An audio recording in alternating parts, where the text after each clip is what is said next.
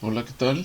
El día de hoy vamos a ver eh, algunos conceptos de termodinámica estadística y al final de esta semana vamos a ver cómo estos conceptos de termodinámica estadística se aplican al estado sólido. La termodinámica estadística sirve para muchas cosas y vamos a ver cómo se va a aplicar en estado sólido. Entonces primero vamos a ver algunos conceptos que vamos a estar utilizando. Y el primer concepto que vamos a manejar es el sistema termodinámico. Un sistema termodinámico se refiere a un conjunto de entidades microscópicas, átomos, moléculas, fotones, electrones o cualquier otra partícula, incluso puede ser una pseudopartícula, alguna vibración o algo. Y todas estas partículas se encuentran en una cantidad muy grande, es por eso que necesitamos estadística. No podemos utilizar mecánica cuántica en este caso, como cuando son de muchísimas partículas, porque no podemos calcular las interacciones que existen entre cada una de ellas. Otra concepto es la función de probabilidad. La función de probabilidad nos va a describir la posibilidad de que cada entidad o cada partícula se encuentre en determinado estado. Este se refiere generalmente a un estado energético. Vamos a ver qué es un microestado y un macroestado. Aquí hay una definición, pero creo que es más claro verlo con el ejemplo. El microestado se define por el número de partículas en cada estado de energía y el macroestado por el número de partículas en cada uno de los niveles energéticos. Entonces aquí hay dos tipos de ejemplos. Aquí hay una tabla donde hay microestados, que el microestado tiene una etiqueta 1, 2, 3, 4, 5 hasta 10. Y entonces dentro de cada microestado hay diferentes eh, configuraciones para digamos, tres esferas o tres cosas, ¿no? Eh, por ejemplo, una de cada una, dos y una, dos, uno, cero, o sea, tenemos diferentes configuraciones, pero siempre tenemos, asumamos que son, por ejemplo, pelotas. Entonces cada pelota puede tener tres diferentes colores, pero siempre son tres pelotas. Entonces todo este sería un macroestado y ese macroestado tiene muchos microestados. Entonces cada microestado tiene diferentes configuraciones. 1, 1, 2, 0, 0, 2, 1, 0, 1, 0, 2, 1, 2, 0. Siempre suman 3, siempre son tres canicas, o tres pelotas, pero tienen diferentes configuraciones de colores. Vamos a ver aquí otro ejemplo, otra forma de verlo. Tenemos los macroestados donde tenemos el estado 1 y el estado 2 y todo esto sería un macroestado. Entonces tenemos la configuración que cada esfera es A, B, C y D, pero también podemos acomodar las esferas en diferente orden, donde sea A, C, B, D. Entonces AC queda en el estado 1 y BD queda en el estado 2, pero aquí tenemos otra configuración donde tenemos ABCD, AD, BCD, de hecho esta BCD pues es la misma que esta, y tenemos otras más, otros tantos. Entonces cada uno de estos eh, configuraciones representa un microestado. Entonces los postulados básicos es que todos los microestados posibles son igualmente probables. Eso quiere decir que no vamos a tener que un microestado sea más probable que el otro. Vamos a partir de esa asunción de que todos los microestados son igual de probables. Además, las partículas que vamos a tener interactúan entre sí por medio de colisiones, por lo que no hay ninguna interacción de otro tipo que no sea por colisiones. ¿Qué características tienen? Bueno, debido a que tenemos partículas muy grandes, o más bien una cantidad de partículas muy grande, eh, esta cantidad de partículas es alrededor del número de Avogadro, o incluso puede ser a veces más cuando son muchos electrones o interacciones. Estamos tratando con números muy grandes, de 10 alrededor de 10 a la 23. Necesitamos utilizar siempre promedios o utilizar cosas estadísticas para entender la naturaleza de los fenómenos. Eh, Siempre vamos a considerar que el estado más probable es el estado desordenado. Vamos a considerar que tenemos dos estados, uno y 2. Nunca va a ocurrir Esta es algo que ocurre en la naturaleza. Nunca va a ocurrir que todos se encuentran en un estado y el otro se encuentra vacío. Entonces, el más desordenado es en el que se encuentra distribuido en todos los estados. Por ejemplo, este caso es poco probable y este segundo caso es mucho más probable. También vamos a considerar, yo creo que ya han llevado algunas clases, están llevando clases de termodinámica y se han dado cuenta que la naturaleza busca la mayor entropía. Pues aquí, debido a que es el mismo, termodinámica es estadística, considera la mayor entropía. Y las cosas siempre llegan al equilibrio térmico. Aquí me gustaría hacer una pregunta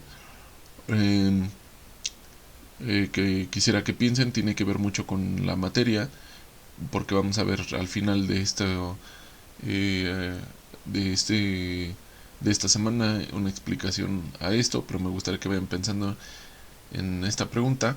Imaginen que ustedes están en un lugar muy frío, o en estas semanas ha estado haciendo mucho frío en México, pero imaginen que está nevando y salen de su casa y hay un barandal para bajar unas escaleritas, y el barandal del lado izquierdo es de madera y el barandal del lado derecho es de metal, y ustedes se sujetan, no traen guantes y se sujetan de ambos, del de madera y del metal, y quisiera que pensaran, que me dijeran cuál barandal está más frío. Ustedes lo agarran los dos y quiero que me digan cuál está más frío, el de madera o el de metal. Y vamos a ir viendo qué tiene que ver esto con el estado sólido, y lo vamos a ver a final de esta semana. Pero vayan pensando en esa pregunta. ¿Cuál está más frío? Lo discutimos cuando tengamos sesión en vivo. Bueno, ahora lo que vamos a hacer es que vamos a hacer un ejercicio, un problema muy simplista. Vamos a empezar. Lo vi con monedas. Se me ocurrió, bueno, no se me había ocurrido qué ejercicios poner, y busqué algunos ejercicios. Y hay un ejercicio con monedas, pero estas monedas pueden ser igual electrones o otras partículas. Entonces, el ejercicio es tirar una moneda, echar un volado y ver qué resulta, si es sol o águila. Consideren que, por ejemplo, esa moneda puede ser un electrón, y entonces el electrón puede tener spin down o spin up, o sea, puede tener los dos tipos de spines posibles, pero vamos a pensar así con este ejercicio, que es una moneda, para hacerlo más simplista. Entonces vamos a clasificar los macroestados como K, y les vamos a poner la etiqueta 1, 2,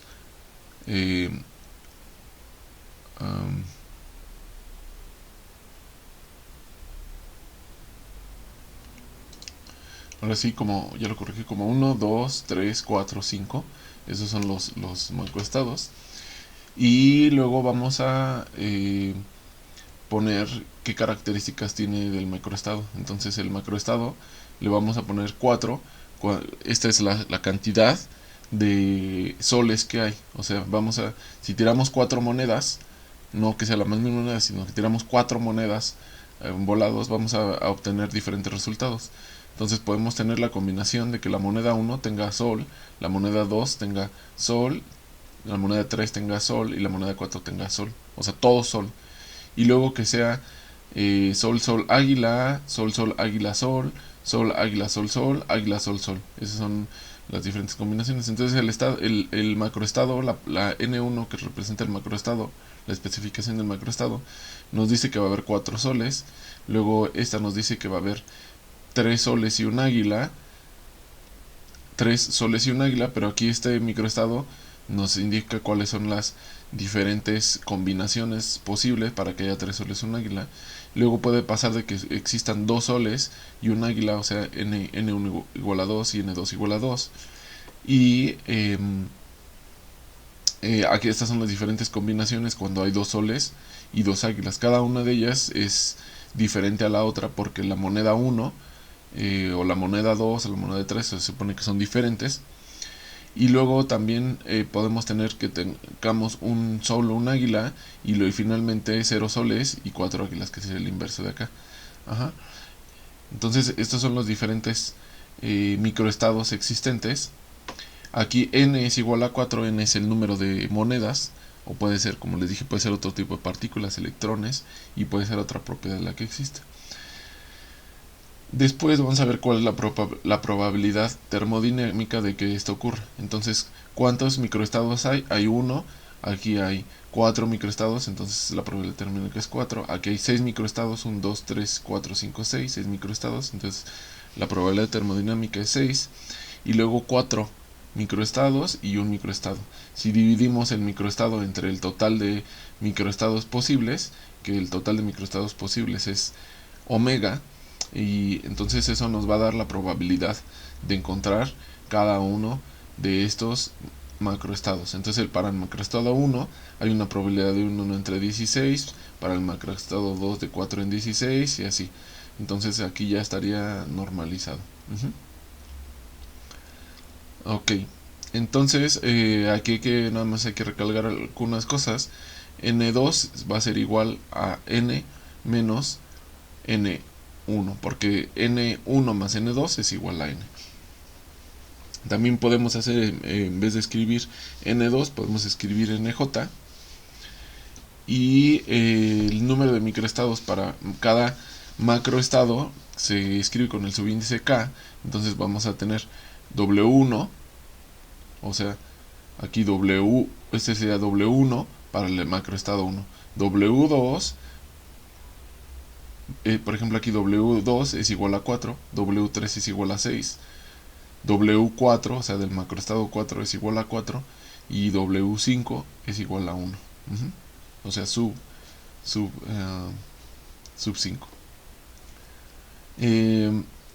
Bueno, como mencioné, el total de microestados es la sumatoria de todos los estados. Entonces, la sumatoria de todos los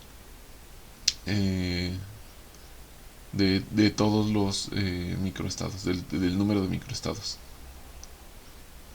En este caso estamos utilizando J, donde J es igual a 2, solamente hay dos posibles niveles de energía. Bueno, si fueran electrones, solamente sería spin up, spin down. Spin up and down. Entonces solamente son dos niveles de energía. Podemos tener más niveles de energía si J tiene diferentes, y entonces N es igual a 4 porque son 4 partículas. Ahora vamos a ver cómo sacamos el promedio. Recordamos que el promedio lo debemos de sacar con la suma. Entonces lo podemos sacar el promedio de estados ocupados NJ, lo podemos sacar con el producto de la probabilidad termodinámica multiplicada por N, y lo dividimos entre el total de la sumatoria de la probabilidad termodinámica. Entonces quedamos que esta sumatoria de la probabilidad termodinámica es igual a omega. Y recordamos que la división de W entre omega, eso es igual al promedio. Entonces, ¿qué es esta relación? Y entonces NJ lo podemos calcular, el promedio de NJ lo podemos calcular de esta forma. Entonces vamos a hacer un ejercicio de ver cómo se calcula. Entonces tuvimos que la sumatoria de todos los microestados son 16, tenemos 16 microestados posibles, entonces es 1 entre 16, y luego vamos a tomar los valores de NJ, en este caso vamos a tomar los de N1, entonces N1 es 4, 3, 2, 1, 0, que sería 4, 3, 2, 1, 0, y los multiplicamos por los valores de la probabilidad termodinámica. Los valores de la probabilidad termodinámica son 1, 4, 6, 4, 1. Entonces aquí está 1,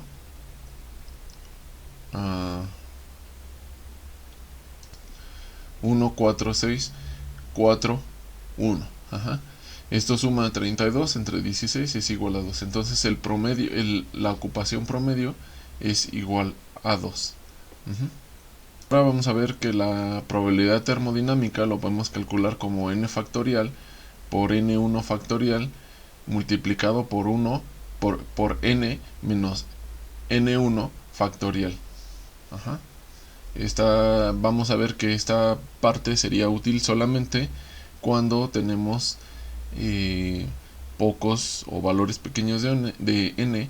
Cuando n empieza a ser muy grande es bastante más complicado utilizar esta relación y hay que cambiarla, y es algo que vamos a ir viendo. Entonces, para este experimento de las monedas que estamos haciendo, si n es igual a 4 porque tenemos 4 monedas, entonces este es 4 factorial. N1 vamos a considerar cuando n igual a 3, o sea, vamos a considerar n1 igual a 3. Entonces 4 menos 3, eso sería 1 factorial. Entonces ya sería 4 factorial, significa 4 por 3 por 2 por 1. Ajá. Entonces el resultado de esto es 4, porque 4 por 3 por 2 por 1 entre 3 por 2 por 1, todo el 3 por 2 por 1 da, entre 3 por 2 por 1 da 1, y entonces solamente queda 4. Ahora vamos a hacer el caso cuando es 10. Entonces 10 factorial, 5 factorial, 10, este 5 es considerando el estado cuando n1 vale igual a 5, entonces 10 menos 5 es 5, 5 factorial. Y eso lo pueden hacer en su calculador. De hecho se puede simplificar esto, pero no quiero invertir tiempo en eso. Y si es la situación, si lo calculan, esto resulta en 250, que el valor de la probabilidad termodinámica es igual a 252. Entonces el número se empieza a hacer muy grande cuando aumentan el número de partículas n. Como les dije, vamos a tratar aquí con valores de 10 a la 23, 10 a la 24, más o menos un mol. Entonces este número va a empezar a crecer demasiado. Ajá. Simplemente con 10 ya creció muchísimo, y cuando tratemos valores de un mol o 10 a la n, toma valores demasiado grandes. Entonces tenemos que buscar la forma de reducir estos valores factoriales, y una forma de reducirlo es utilizando la aproximación de Stirling. Esta aproximación de Stirling nos dice que si tomamos el logaritmo natural de n factorial, eso, recuerden ustedes que cuando sacan el logaritmo de algo que se multiplica, entonces queda sumando, porque aquí queda n factorial es igual a, por ejemplo, 5 factorial es 5 por 4 por 3 por 2 por 1, 3 factorial es 3 es igual a 3 por 2 por 1, y así sucesivamente, pero al sacar el logaritmo, entonces se convierten en sumas. Entonces eso facilita un poco las cosas. Entonces el logaritmo natural de n factorial, entonces ya nada más sería el logaritmo natural de 1 más logaritmo natural de 2 más logaritmo natural de 3, así sucesivamente hasta n. Ajá. Entonces, como esta es una sumatoria, esto lo podemos simplificar como la sumatoria desde i hasta 1, desde i igual a 1 hasta i igual a n, o hasta n. Entonces logaritmo natural de n subíndice i. Esta sumatoria la podemos convertir en una integral. A final de cuentas, esta sumatoria representa el área debajo de una curva, y esto lo podemos convertir en una integral de la siguiente forma: desde 1 hasta n, que está aquí, desde 1 hasta n, del logaritmo natural de n, derivada n. Entonces esta es una integración por partes, y entonces vamos a recordar que como se resuelve esto. Esta es la integral de u de v, que se parte en v menos v de u. Ajá, es v de u. Entonces esta es la forma de resolver. Entonces tenemos que definir qué cosa es u, qué cosa es v, qué cosa es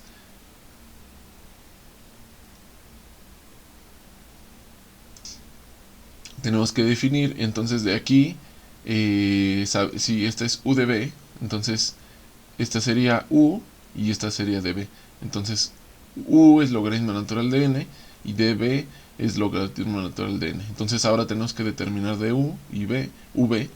Entonces la derivada del logaritmo natural de n es 1 entre n de n, y la integral de n, entonces es n para obtener v. Hacemos esta sustitución, esta integral por partes, y entonces sustituimos u de b, y entonces queda que es n ln de menos, que es menos, la integral de 1 hasta n de n, 1 entre n de n. Entonces n entre n eso es igual a 1, y entonces ya nada más nos queda n ln logaritmo natural de n menos n, desde 1 hasta n, porque la integral de n pues nada más es n, ¿correcto? Entonces si ya nada más evaluamos desde 1 hasta n de todo esto, entonces n, cuando evaluamos n, pues queda igualito, y luego 1 menos 1 logaritmo natural de 1, que eso es igual a 0, menos 1. Entonces el resultado es que el logaritmo natural de n factorial es igual a n logaritmo natural de n menos n más 1. Entonces ahora sí podemos reducir este n factorial y escribirlo de esta forma, la cual es más sencillo. Entonces el ejercicio que hay que hacer, que queda tarea, hay que calcular el logaritmo natural de 105 utilizando esta aproximación de Stirling, y además, como va a salir un número grande, hay que convertirlo a un número de base 10. Hay que investigar cómo cambiar los logaritmos. Cuando tenemos un logaritmo natural de base e, cómo lo cambiamos a un logaritmo natural de base 10 y luego convertirlo a base 10, ¿ok? Es un número grande, yo creo que no lo van a poder meter en la calculadora y les va a decir que esa es la idea de esto. Entonces traten de investigar cómo cambiar la base de un logaritmo. Posteriormente también hay que hacer como ejercicio, hay que calcular ya hicimos cuando para la especificación del macroestado n igual a 1, n1, cuando 0, 1, 2, 3 hicimos la de 5 y calculamos w, que es la probabilidad termodinámica. ¿Dónde quedaba?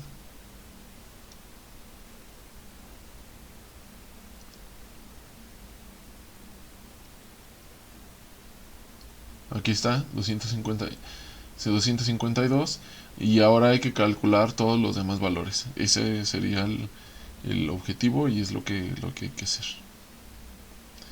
Bueno, la clase está un poco rápida, hay que irla pausando para ir entendiendo, y hay que hacer estos ejercicios. Nos vemos el día de mañana.